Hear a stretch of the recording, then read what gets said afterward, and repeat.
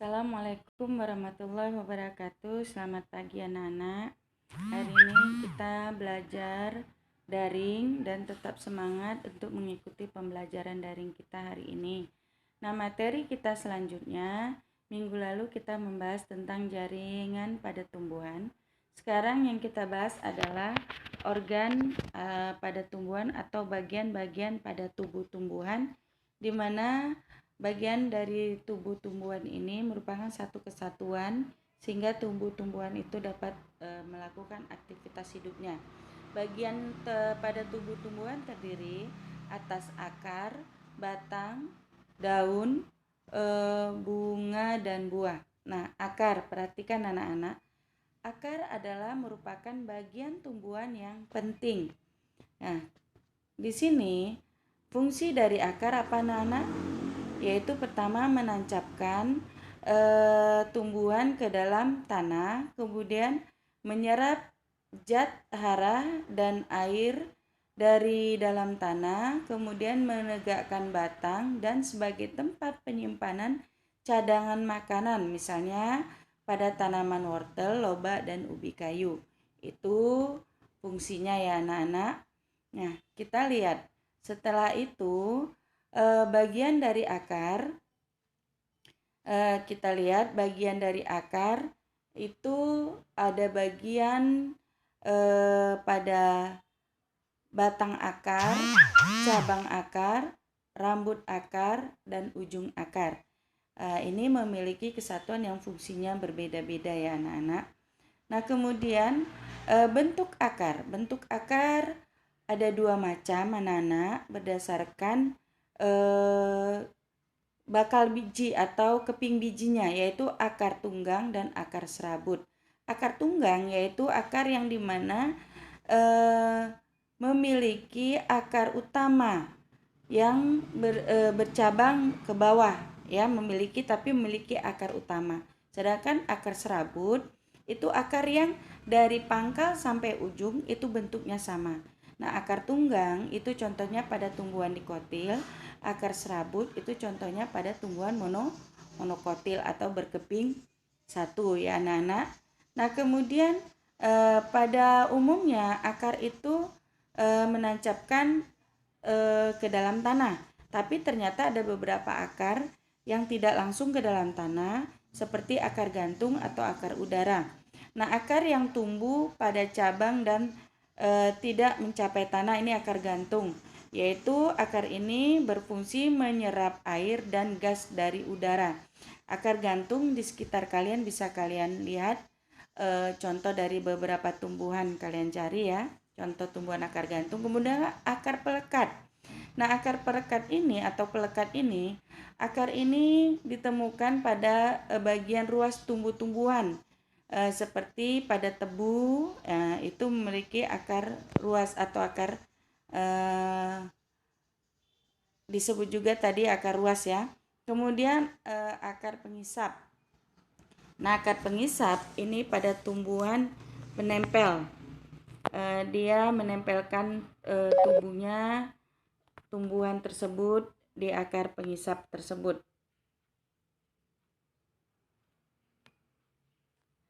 Kemudian berikutnya adalah batang. Fungsi batang apa, Nana? Tempat melekatnya bagian tubuh tumbuhan, misalnya melekatnya daun, bunga, dan buah.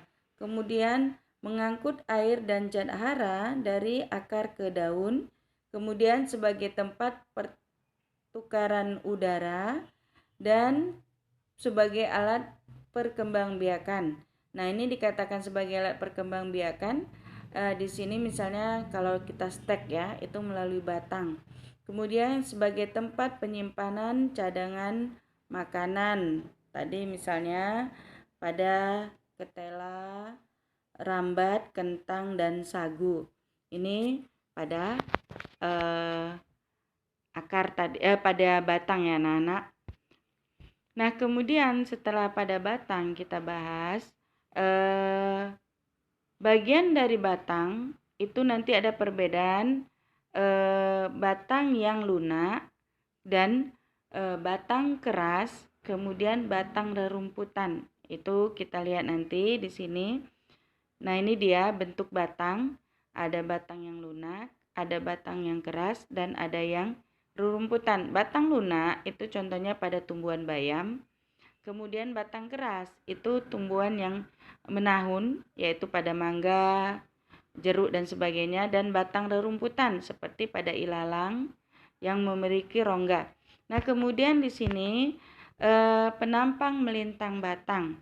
Nah, penampang melintang batang terdiri dari lapisan pada batang tumbuhan dikotil, yaitu epidermis, floem, cambium, xilem, dan empelur atau stele. Nah, di sini tugas kamu mencari apa fungsi epidermis, apa fungsi floem, cambium, xilem, dan empelur pada tumbuhan dikotil. Kemudian kita lihat juga perbandingan dengan tumbuhan monokotil. Kita lihat. Setelah kamu lihat gambarnya, di sini kita lihat pada tumbuhan monokotil apa yang tidak ada, anak-anak? Epidermis ada. Kemudian floem, xilem atau jaringan pengangkut ada. Nah, di sini bandingkan dan jawab. Jadi sudah ada 2 pertanyaan ya dari yang pertama tadi. Jawab perbedaan antara batang dikotil dengan batang monokotil, bagian-bagiannya. Oke, anak-anak. Kemudian selanjutnya sistem transportasi pada tumbuhan ini tidak Ibu jelaskan lagi karena sudah kita jelaskan minggu lalu tentang jaringan pada tumbuhan, yaitu xilem dan floem apa fungsinya. Nah, organ berikutnya adalah daun. Kita lihat. Daun merupakan bagian tumbuhan yang berbentuk tipis dan agak melebar, itu pada daun. Nah, bagian daun itu terdiri atas helaian daun, tulang daun, dan tangkai daun. Nah, nanti pada daun selain fungsinya, kamu cari bagian-bagian yang ada pada daun, yaitu lapisan pada daun terdiri dari epidermis, kemudian ada mesofil, kemudian ada berkas pengangkut dan jaringan tambahan. Ini kamu cari apa fungsi dari keempat dari lapisan yang ada pada daun tersebut. Seperti tadi apa? Epidermis, mesofil, kemudian berkas pengangkut dan jaringan tambahan tadi. Nah, di sini fungsi daun. Berikutnya, fungsi daun sebagai tempat pembuatan makanan. Daun yang dapat membuat makanan sendiri adalah daun yang memiliki klorofil. Jadi di sini daun yang memiliki klorofil yang mampu membuat makanannya sendiri. Nah, kemudian di sini air dari tanah diserap oleh akar dan karbon dioksida dihisap juga oleh daun dengan stomata serta adanya sinar matahari. Stomata itu mulut daun yang mampu menyerap air dan karbon dioksida ya, anak-anak. Nah, nanti di sini dengan bantuan sinar matahari yang diterima oleh klorofil kemudian akan dirubah. Nah, disinilah peristiwa yang disebut dengan fotosintesis. Dengan zat hijau dia dirubah menjadi karbon dan air atau oksigen ya di sini.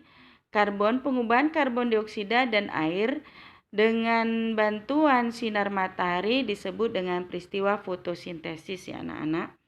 Nah, kemudian pada daun itu dikenal adanya stomata.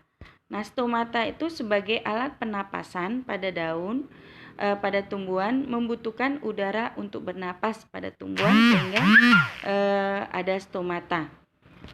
Kemudian selain itu tempat berlangsungnya penguapan, itu fungsi dari stomata ya, anak-anak. Nah, di sini terjadi penguapan. Bagaimana penguapan? Itulah kalau kita pagi hari kita temukan adanya gutasi atau titik embun. Itu hasil dari penguapan pada stomata pada daun. Kemudian berdasarkan susunan tulang pada daun, ada tulang daun sejajar. Ini contoh pada tumbuhan apa anak-anak? Kalau sejajar biasanya tumbuhan yang bersifat monokotil ya anak-anak. Nah, kemudian yang tulang daun menyirip susunannya seperti sirip ikan, tersusun rapi. Contohnya pada cincau, jambu, mangga, dan rambutan. Nah, ini contoh pada tumbuhan yang bersifat dikotil ya anak-anak.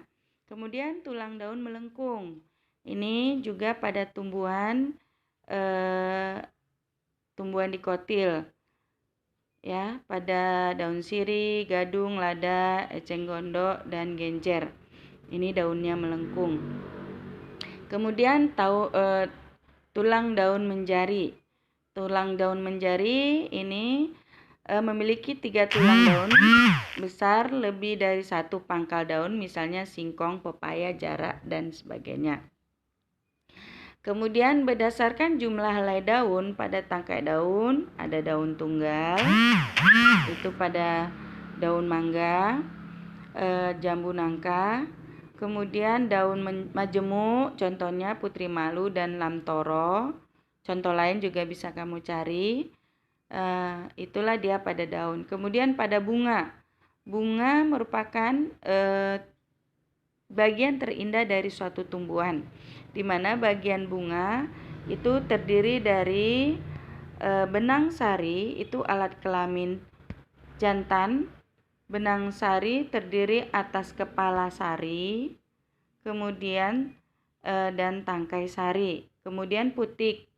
Putik alat kelamin betina. Nah, putik terdiri atas kepala putik, kemudian tangkai putik dan bakal buah. Kemudian mahkota bunga. Mahkota ini perhiasan bunga yang kelihatan nampak indah pada bunga tersebut. Oke anak-anak, perhatikan lagi. Kemudian kelopak atau pembungkus bunga. Ini di bagian bawah yang belum mekar ya anak-anak, dan bagian biji atau bagian ruang bunga. Nah, fungsi bunga yaitu sebagai alat perkembangbiakan. Jika benang sari jatuh ke kepala putik, maka terjadi apa peristiwanya anak-anak? Penyerbukan. Nah, serbu sari masuk ke bakal biji di dalam bakal buah melalui tangkai putik. Nah, serbu sari di sini tambah bakal biji akan menghasilkan pembuahan yang menghasilkan biji. Nah, saat biji berkembang, bakal buah ikut berkembang menjadi buah. Kemudian buah bagian-bagian dari buah, yaitu tangkai untuk tempat melekatnya atau bergantungnya buah, kulit buah lapisan paling luar untuk melindungi buah, dan daging buah, bagian buah yang dapat dimakan, serta adanya biji bagian tumbuhan tersebut. Nah, biji, apa itu biji? Biji berfungsi sebagai alat perkembangbiakan. Berdasarkan jumlah kepingnya, biji dibagi 2, yaitu berkeping 1 dan berkeping 2, atau memiliki kandung lembaga calon tumbuhan baru. Di dalamnya terdapat bakal, yaitu bakal akar,